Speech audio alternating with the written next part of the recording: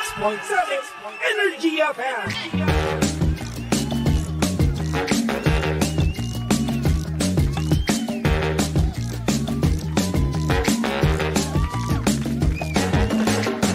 Same, pero iba. We are number 106.7 Energy FM Pangga. Huwag mo sabihing radyo. Sabihin mo.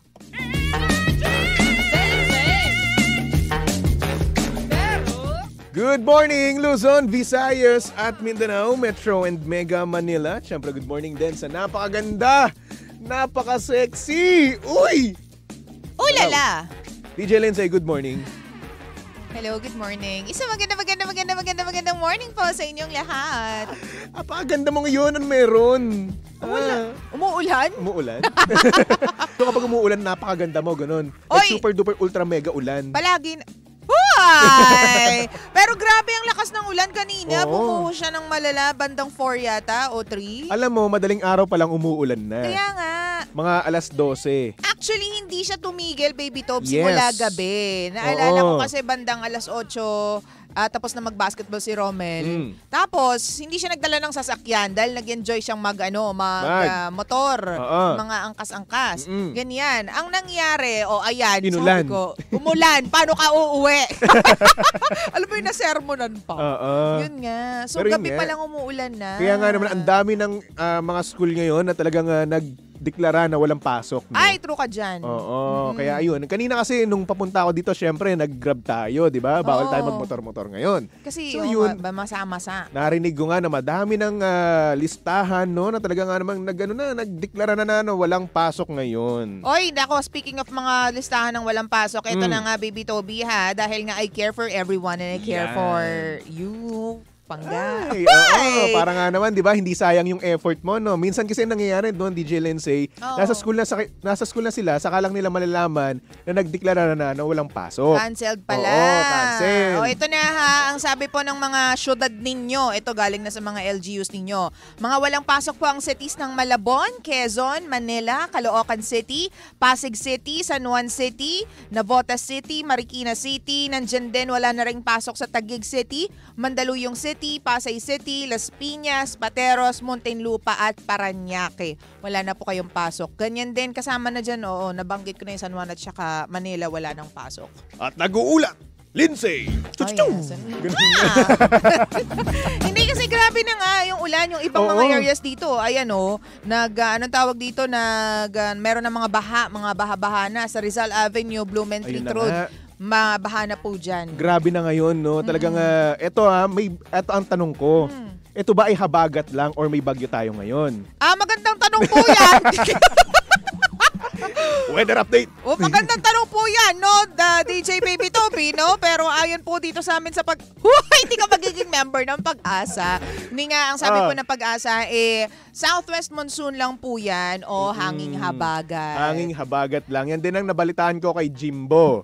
Oo, Ganon. hanging habagat lamang yan. O, di ba? Ang tag dito, news source ko ngayon si Jimbo, di ba? Uy, anong meron kay Jimbo? Nagbabagong buhay na ba si Oo Jimbo? nga, alam mo bakit? Bakit? Kasi nandun sa note niya, habagat. O, di ba? Napaka-cryptic ng post, no? Habagat. Habagat. Yes, why not? Di mo alam kung ano no? Habagat. At dahil dyan, baby, alam mo ba, sabi din dito suspended na rin po yung pasok sa trabaho ngayon ng mga nasa Supreme Uy! Court. Mm. Oo, yan. So, wala na po kayong pasok. Akala ko, nabuhayin ako ng loob dun kasi nung nalaman ko or narinig ko kanina na walang pasok yung mga trabaho, ay, walang trabaho. Parang nabuhay yung loob ko na mawawalan din tayo ng trabaho pero hindi pala. Hoy, I'm media so ka. Nakakaloka to. Uy, kala ko lang naman. Ito naman Oo nga. Nabuhay lang naman. Naku, ang sabi pa dito, Baby Toby, hindi na raw po nadadaanan ngayon yung G. Araneta Avenue dyan sa Quezon City dahil baha na daw po dyan, mga panggakong mahal.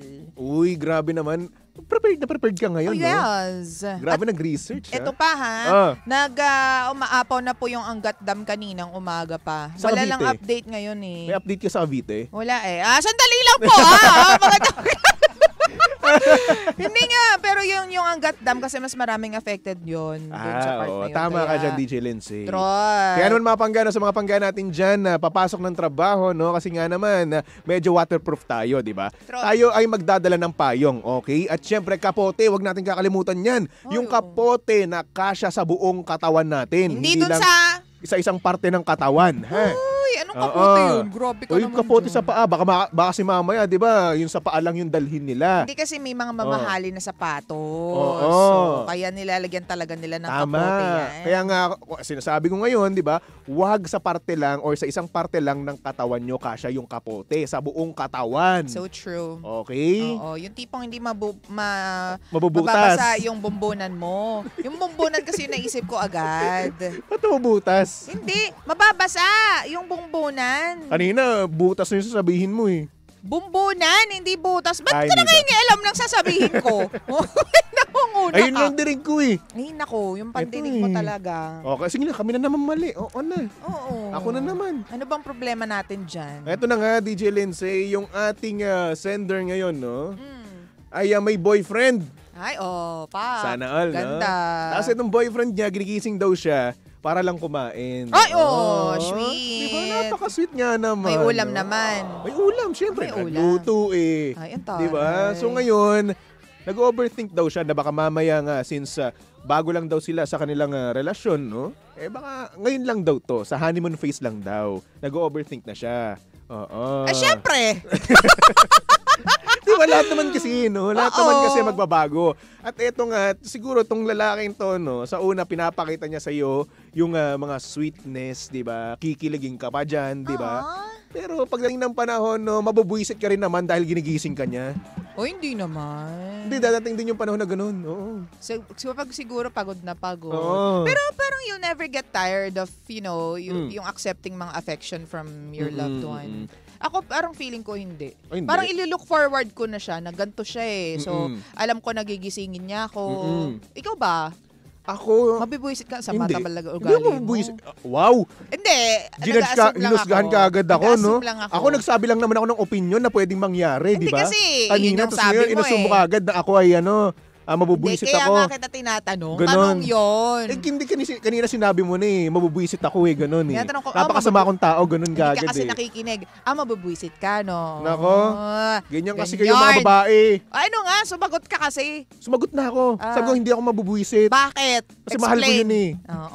Oo, yun na Oo. yun.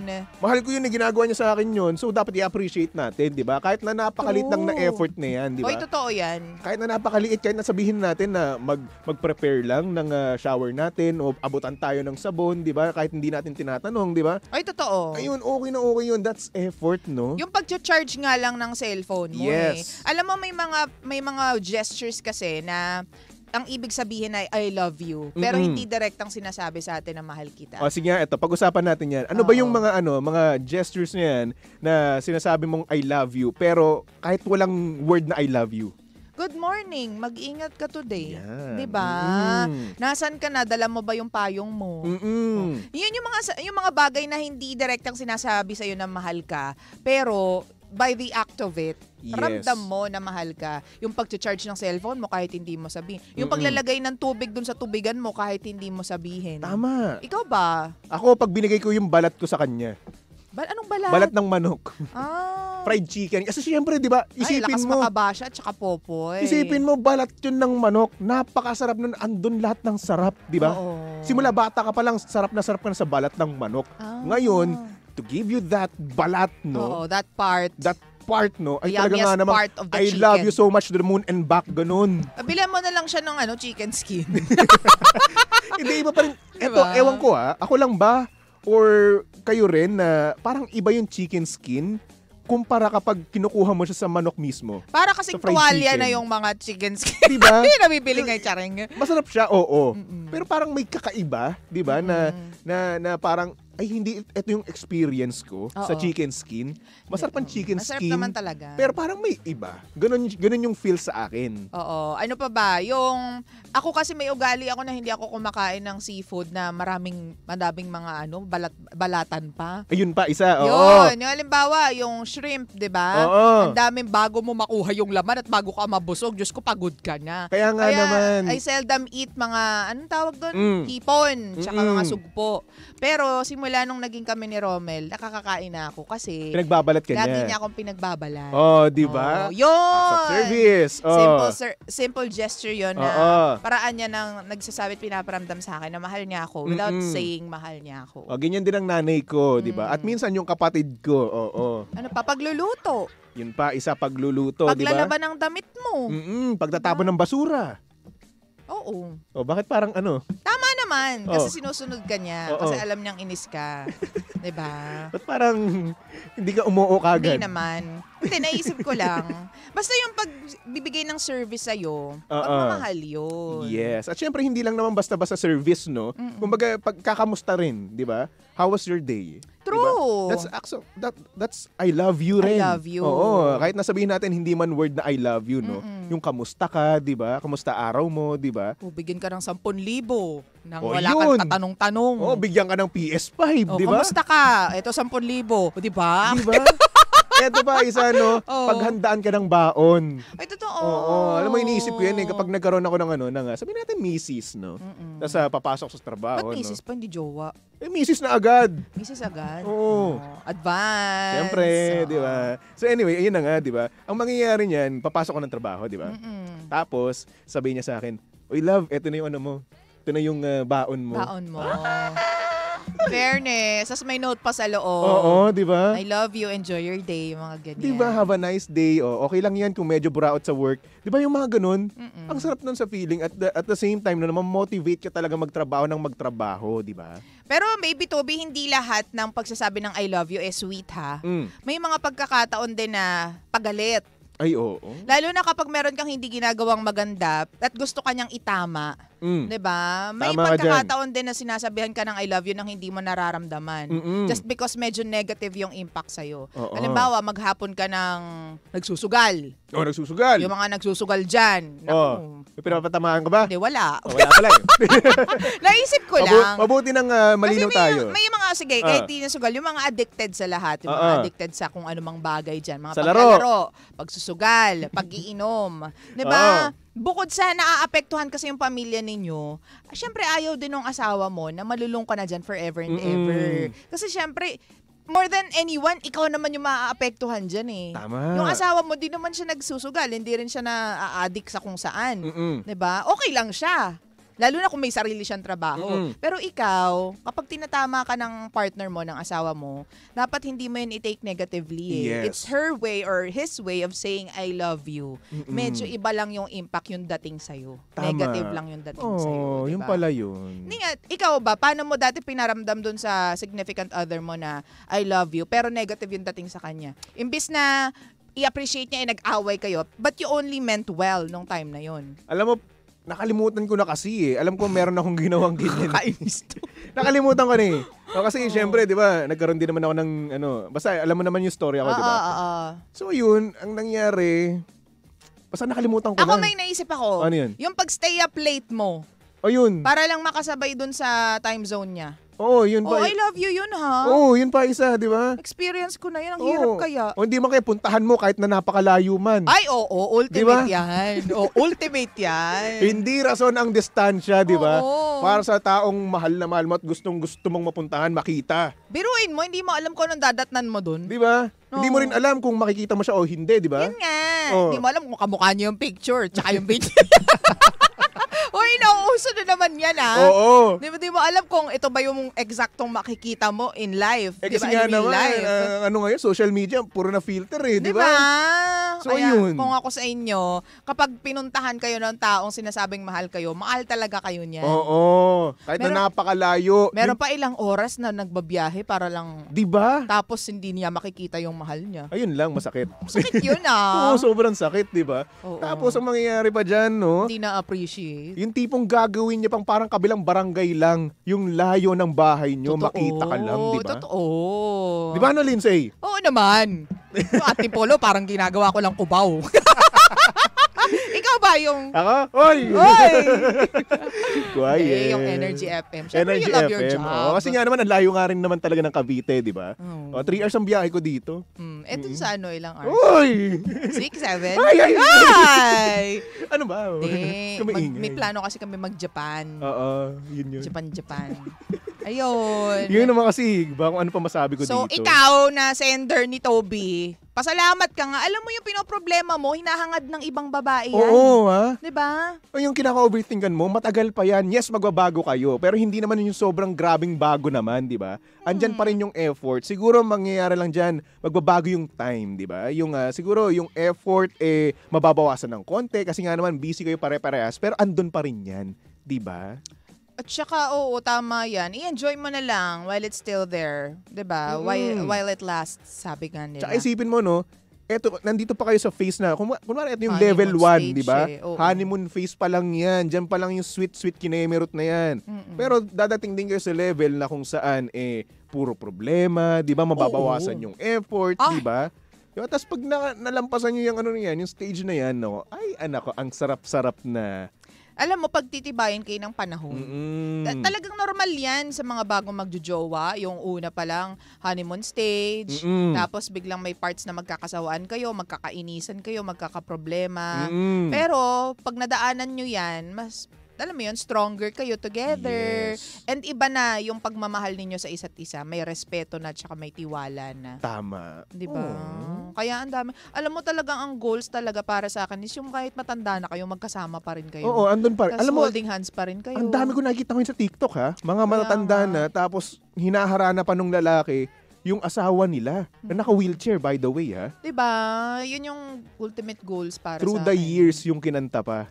Mm-mm. Oh, nakakaano naman, Ultimate nakaka-touch. goal. Tapos Oo. yung tipong kahit ano, hindi mo na ako ipagluto, basta samahan mo lang ako kahit saan. Oo. Kung pag magkakape tayo, magkasama pa din tayo, ganyan. Tapos tayo, kahit tayong dalawa lang yung magkasama. Basta provided na hindi kayo magkakasawaan, ha? Kasi meron naman kasing mga magjojowa, no, na talagang pinipilit nila or hindi naman kaya nagkakaroon sila ng time na magkahiwalay sila ng gala. Bakit? Kasi nga naman, kapag siguro iniisip nila, kapag lagi silang magkasama, parang magkakasawaan sila.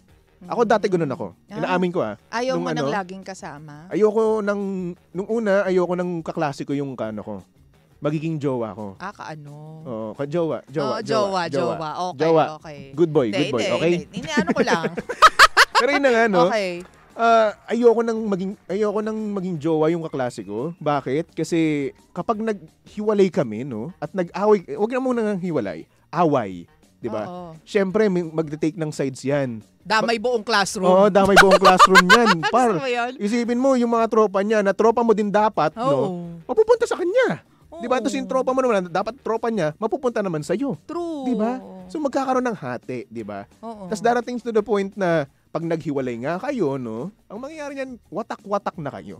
Hindi na maganda yung friendship nyo. Gagraduate kayo ng may samaan ng loob.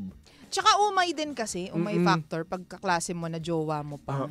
'Di ba? Or kaklase mo, ka-block mo pa, or ka-section mo, 'di ba, ka-course mo. Siguro pag sa college okay na kasi ang dami mo nang nakikilala. Tsaka magkaiba kayo ng course, kapag naman pag feeling ko ang sinasabi mo sa high school ba yan?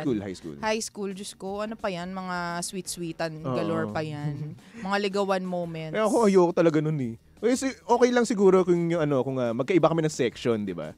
Pero magkaklase kami, ayoko. Magkaiba kami ng section nun, napahamak ako dahil sa kanya. Nakwento ko na ba yun sa'yo? Hindi pa. Nasa first section kasi ako. Ay, Nasa wow, last section. talino. Hindi ako nagbabrag. Kahit itanong niyo sa record ng First honor, UP Manila. wow. Hindi ako first honor. 95 grade. Hindi, nasa first section ako. Dahil sobrang mahal ko yung jowa ko. Yung mga sagot doon sa test paper, sinulat ko. Para lang pumasa siya. Ang ending, nahuli. Di syempre ako yung wala nang iba ituturo. Love language mo yan, di ba? Yung ipasa. Paano mo masabing I love you without saying I love you, di ba? Yung ipasa. Bigyan ng sagot yung kanyang Uy, boyfriend. pero mali yun. Pabayaan nyo magsikap yung mga jowa ninyo. Hindi Hindi. maaasa sa inyo. Hindi. Napahamak ako noon, nakala ko. Pero hindi ako dapat makagraduate. Ako ito, nagkaroon ako kasi ng girlfriend dati ng valedictorian. Ay, taray. Oo, dati rin kasi nung high school ako, Oo. tamad-tamad ako eh. Oo. Syempre, mga lalaki naman. Oo, tamad-tamad ako nun. Tapos nung nilipat ako dun sa sa panibagong school, umayos yung umayos yung grades ko. Tapos nagkaroon ako ng Kasi jowa nga new na environment. Oo, new environment. Tapos at the same time, nagkaroon ako ng jowa na valedictorian nga din. Nahawa ka. Hindi naman ako sa nahawa, no. Okay. Na-pressure lang din ako kasi valedictorian yun eh. Ayoko naman sabihan na, uy, yung boyfriend mo ang bobo. Ayoko naman ng ganun. So parang yun nga, na-pressure ka na dapat medyo lumevel ka sa kanya. Kasi nga, medyo competitive din naman talaga ako, no. Oo. Sa mga ganung bagay, ayoko na nagpapadaig ako sa partner ko, no. Pero ito naman, healthy naman to. Hindi naman, para sa akin din naman to, para mag-grow din naman ako. Oo, totoo yan. Mas maganda nga yun, hindi natuwa pa yung nanay at tatay. Oo, at natuwa pa rin yung girlfriend ko at the same Oo. time, di ba? Kasi, I'm so proud of you, ganun. Di ba? Oo. Siyempre, ang haba ng hair niya, sabihin niya dahil sa akin, kaya umayos yung buhay niya. Hindi naman. Ay, may mga ganyan kaya. Yung mga ganun. Oo, may mga ganyan. Ako siguro, ang hilig ko lang talaga is tumulong. Kaya, yun. Nung lumanda ako, nagpapabubong na ako ng bahay ng joke. Ano ka, bakla? Hindi, joke lang. Gusto ko lang talaga din. Siguro tulad nung sa'yo din, ayoko naiiwan yung jowa ko at ayoko may masasabi yung ibang tao tungkol sa jowa ko. Kaya ginawa ko yun. Kaya mo binigyan ng sagot. Kodigo. Di ba? Kodigo ng mga mali, sagot pero ng at the exam. same time, in a good cause naman, di ba? For a good cause. Pero mali pa din siya. For a good cause. Pero alam mo, ang nakakatuwa doon, sabi sa akin ng mga kaklase ko sa first section, alam mo yung lahat sila parang naging united sila. Tapos ang sabi nila is, okay lang yan, hindi mo kasalanan yan. Doon ako nagulat. Oo. Kasi alam mo yun, alam kong kasalanan ko. Pero lahat sila sinabi, hindi, okay lang yan, hindi mo kasalanan.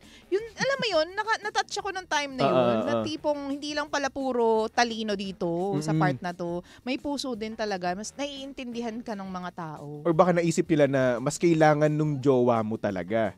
Diba? Since, ayun nga, nasa anong section. Nasa athlete section kasi siya, medyo yung mga ganyan, yung mga laging absent dahil laging nasa practice. So kaya yun, naiintindihan siguro may nila tournament, ganyan. Naiintindihan nila na, siyempre ikaw, ayaw mo rin naman bumagsak yung boyfriend mo, yung ex mo noon, di ba?